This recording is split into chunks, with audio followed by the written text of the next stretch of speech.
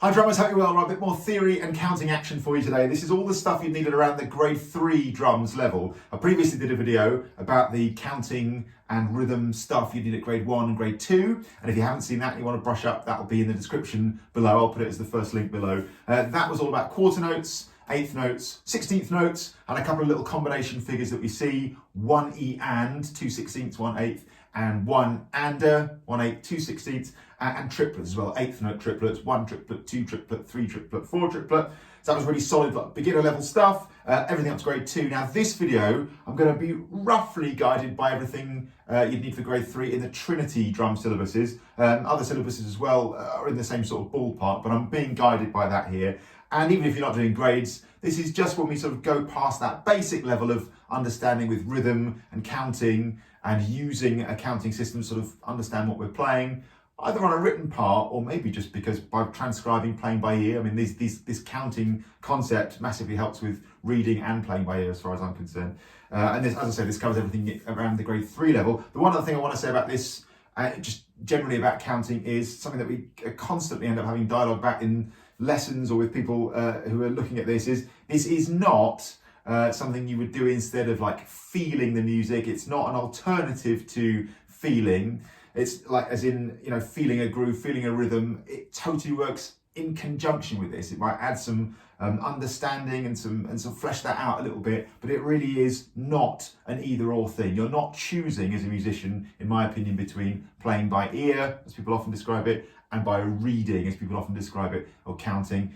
Just do both, man. Do both. Like, use your ears and your eyes and your brain. It's fine. You can, like, as many, as far as I'm concerned, as many ways as you can understand this stuff and rhythm and get into it, that's great. That's absolutely fine. So it's used in conjunction with hearing it and feeling it. And you know what? When we're often starting out, grade 1, grade 2, grade 3, I often find that drummers, in some cases, will feel a rhythm that they're trying to play and hear it like faster than they would the counting system.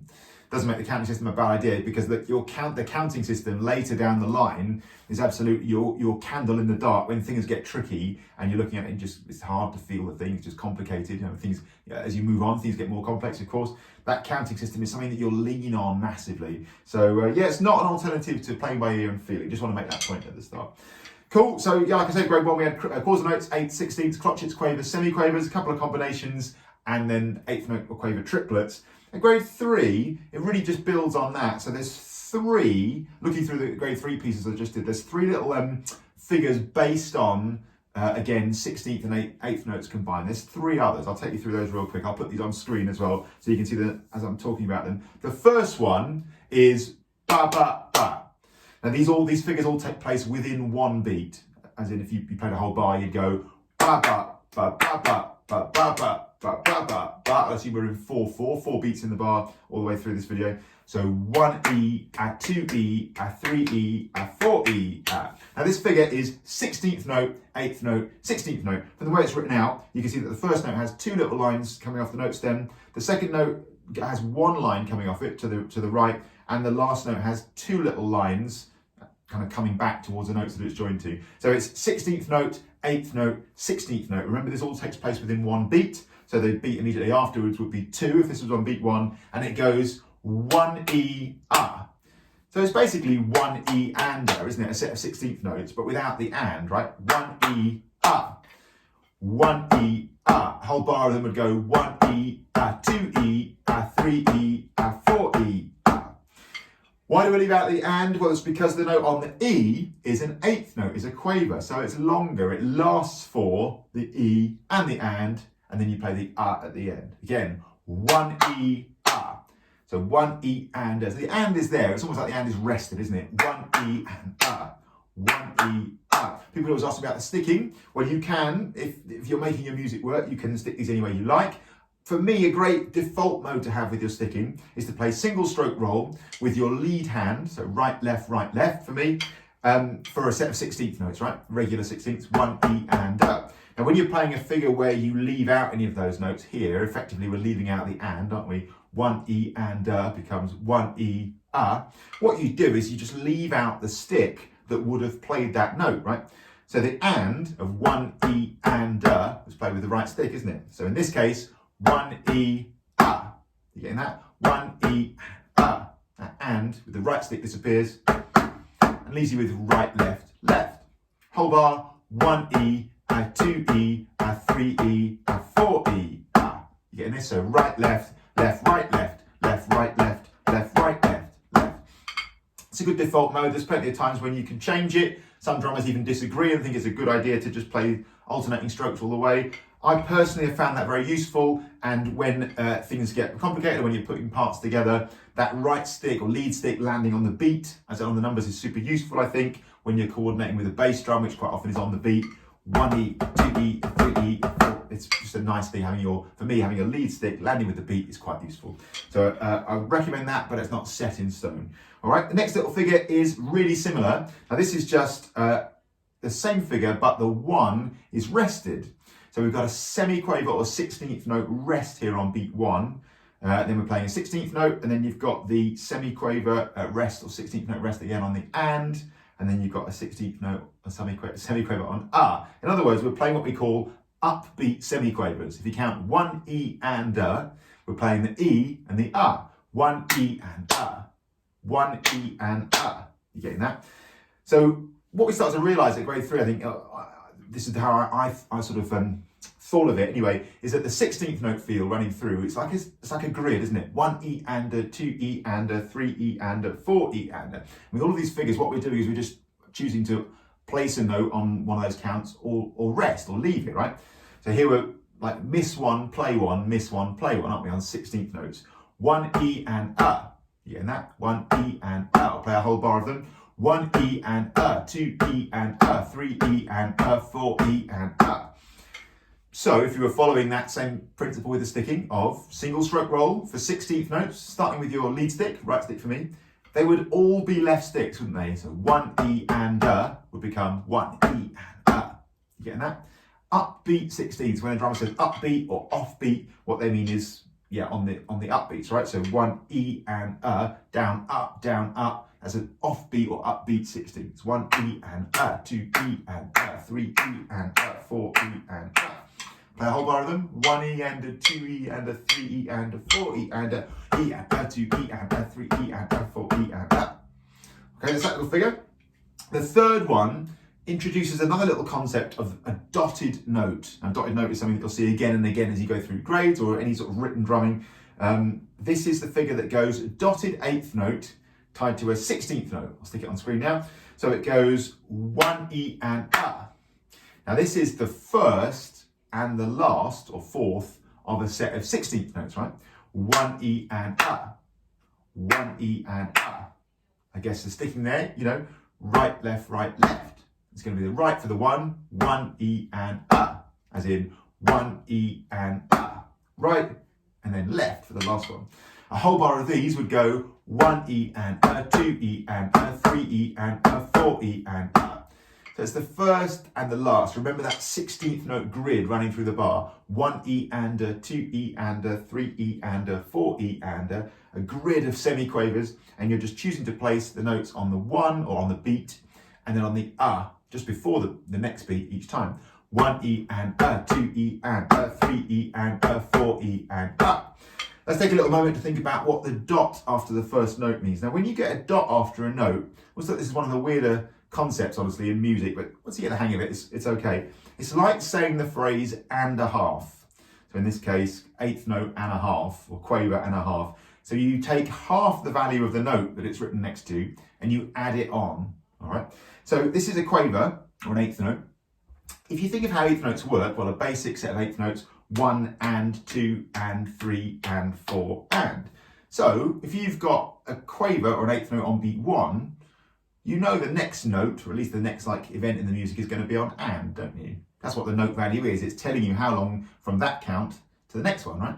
So 1 and is 8th notes. So regular 8th notes, if you have one on 1, the next hit or the next thing that happens in the music is going to be on and. But with this dot after the quaver, we need to extend it. It's going to be longer. So it sort of raises the question, doesn't it? What's half of a quaver? If you're going to go quaver and a half, or 8th note and a half, what is half of an 8th note? Well, the answer is it's a 16th note. 2 16th notes, 1 E, take the same amount of time to happen as 1, right? Is it in the same time that you go 1 and for 8th notes, you go 1 E and for 16th notes. So the 16th note, you can say, is half of an 8th note. It has half the value. So basically what we need to do with that dotted 8th note is add a 16th note onto it. Long story short, that dotted 8th note, instead of just lasting for 1, the next note being on and, it lands on the 1, and the next note is on the So that dotted 8th note is now covering 1, E, and. It's covering 3 16th notes instead of the 2 16th notes that a regular undotted 8th note would be normally equal in value to. You getting that? I'll say it again, because this is, I've found over the years, this is totally understandably a concept where drummers start to glaze over in their first understanding it, man. So again, a regular 8th note, right? Whole bar of regular 8th notes, 1 and 2 and 3 and 4 and. What that tells us if you've got an 8th note on the beat, say beat 1, the next note is going to be on and, right? 1 and. This 8th note though, we've got, say it's on beat 1, is dotted. The dot after is like saying the phrase and a half. You add half the value onto the note again. So rather this dotted 8th note on beat 1, rather than the next note being on and, the next note is on as in 1 E and because what's happened is that dotted 8th note is now equal in value to 3 16ths rather than the 2 16ths that it would be equal to if it wasn't dotted. You getting this? So basically 1 E and That first dotted 8th note lasts for 3 16th notes, and so you've got which is itself a 16th note at the end. 1 E and Whole bar of these again would go 1 E and 2 E and 3 E and 4 E and And yeah, recommended kind of default mode sticking, not set in stone and optional, but for me, I like recommended because I found it really useful. 1 E and will be played as right, left, right, left, right, left. You get it? Cool, man. Let's recap on these 3 note values. First of all, we've had 1 E, 1 E, 2 E, 3 E, 4 E, Not really note values, are they? These combinations. That was the first one. The second combination was just E, 1 E and 2 E and 3 E and 4 E and And now the third combination was the 1 on the beat and 1 E and 2 E and 3 E and 4 E and So that concept of adding a dot after a note can apply to any note value. It always means the same thing. It always means and a half. It doesn't always mean, now here's a thing that drummers say all the time, and I again totally can relate to this. It doesn't always mean that you add a 16th note. It only means that you add a 16th note if the 8th note is dotted, because the 16th note is half of the 8th note. We're adding it on. If you had a quarter note, we see this at grade 3 as well, a quarter note or a crotchet, as in 1, 2, 3, 4, with a dot after it. Well, let's think that through one time. Regular quarter notes, like I just did, quarter notes that aren't dotted go 1, 2, 3, 4. So say that you had a dotted quarter note on beat 1, 1 is going to be a quarter note and a half, or a crotchet and a half. What's half of a crotchet, or what note do you need 2 of to be equal in value to 1 crotchet? It's a quaver, isn't it? It's 8th notes, right? In the same time that you go 1, 2, 3, 4, you go 1 and 2 and 3 and 4 and. So this dotted quarter note, this dotted crotchet, the next note that you play or the next event in the music, rather than it being on beat 2, it's going to be on the and of beat 2. This dotted crotchet is equal to 3 quavers rather than the 2 that an undotted crotchet is equal to. Again, so the dotted quarter note, it starts on beat 1, it's going to last for 3 8th notes, and the next note or the next event, whatever it is going to be on the and of beat 2, because that dotted quarter note is going to last for 3 8th notes, 1 and 2, and the next note you play is and, right? So that's a thing that comes in at grade 3, dotting a note. Again, it's like saying the phrase and a half. And it's not, people often say, does it always mean that you add a certain note? People say, like, is it to do with seconds? That whole concept of like, is a crotchet beat 1 second? No, it's nothing to do with seconds, right? I totally get why you would think that, like when you're playing slow, maybe at first, like a quarter note kind of feels like it would be 1 second. It's nothing to do with time, seconds in that sense. No, nothing to do with like how we would measure time on a clock. So that's the bulk of it for grade 3. There's a couple of other things. One is the crotchet or quarter note triplets. We talked about triplets in the last video. Triplets are 3 notes in the space of where you'd normally find 2, right? So the classic example is 8th note triplets, regular 8th notes, 1 and 2 and 3 and 4 and 2 notes per beat. 8th note triplets, 1 triplet, 2 triplet, 3 triplet, 4 triplet, 1 triplet, 2 triplet, 3 triplet, 4 triplet. Now here we're talking about quarter note triplets, regular quarter notes or crotchets, 1, 2, 3, 4. So the triplet, remember, 3 notes in the space of where you'd normally find 2. So here we from 1, 2, 3, 4 needs to go 1 triplet, 3 triplet, 1 triplet, 3 triplet. Regular quarter notes, 2, 3, 4, 1, 2, 3. Quarter note triplets, 1 triplet, 3 triplet, 1 triplet, 3 triplet. So can you see it's 3 evenly spaced out notes through beats 1 and beats 2, and again 3 evenly spaced out notes between beats 3 and beats 4. I did another little video, I'll link to this in the description as well, about playing them as drum fills. And I always think about the end of Sweet Child of Mine, you know, when it goes bum bum bum bum bum bum. Psh. Like that's a great example of a quarter note triplet used in anger, like in a tune, man. Does a regular pulse, 1, 2, 3, 4, 1, 2, 3, 4. Here comes the quarter note triplet, 1 triplet, 3 triplet, 1. Great example of the quarter note triplet. And finally, for grade 3, something else I just want to mention, because you start to see this quite a bit, is the idea that you can take any of these figures that we've talked about in the previous video and this video and rest any of the notes. I'll just give one example here. So 1 E and, that great figure from grade 1, 1 E and, that 2 16th notes, 1 8th note combination, 1 E and, 1 E and, 2 E and, 3 E and, 4 E and. Crucial point, that isn't a triplet, that's just 1 E and. Triplets, remember, 3 notes where you'd normally find 2 evenly spaced. This is just 1 E and. There's a gap where the would be at the end. 1 E and, 2 E and, 3 E and, 4 E and.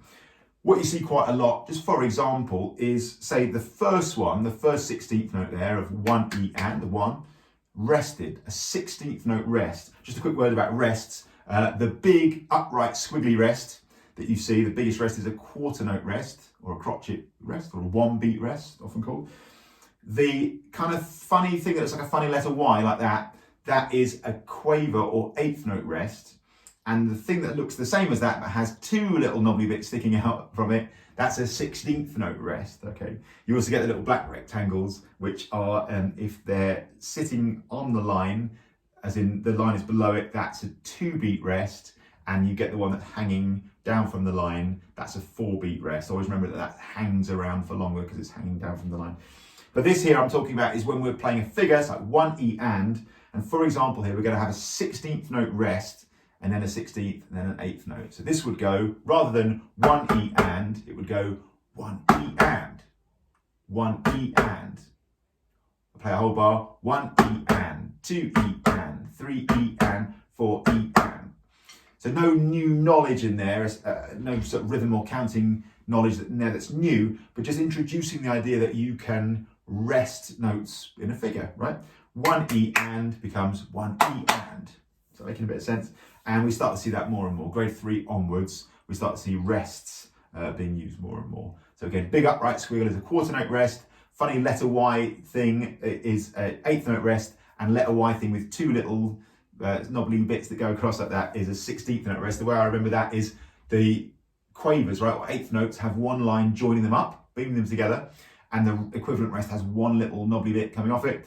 And with 16th notes, you've got 2 lines joining them together, identifying them, beaming them together with the note version, but in the rest version, it's got 2 little knobbly bits that stick off the stem. That's how I remember that. So I hope this is all useful. That's all the stuff you need for grade 3. I get that this is a lot of stuff to take in at first.